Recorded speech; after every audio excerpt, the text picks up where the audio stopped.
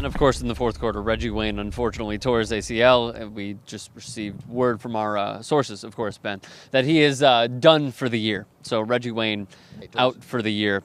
Tore his ACL. Tore his ACL. Can he be replaced? I mean, he is a tough son of a bitch, Reggie Wayne. No, T.Y. Hilton's a good receiver. Darius Hayward-Bay is in the right place to have a career, but in the last few weeks he's had some serious drops, and they were complemented because of Reggie Wayne.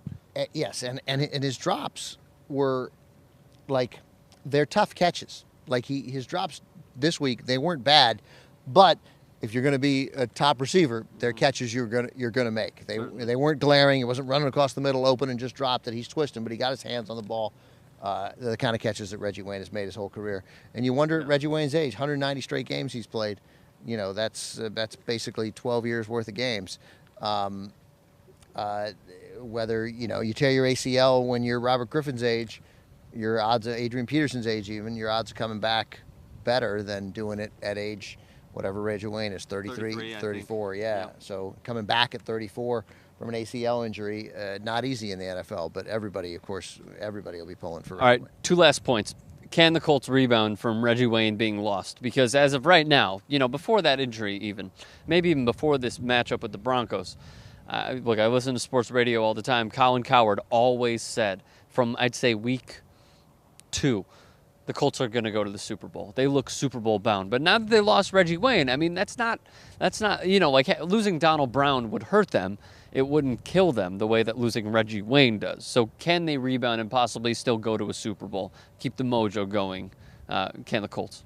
Yeah, possibly. It hurts, though. It's a really important player. It does, yeah. There was talk last week about the Niners making a deal for Hakeem Nicks because Nicks is a free agent. The Giants may not bring him back anyway, and their season is essentially over. Yes.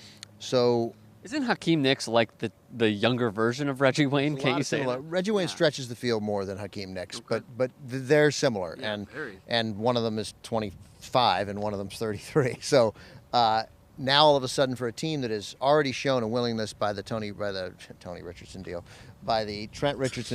I've done that his entire career. Seriously? And will continue. Yeah, totally.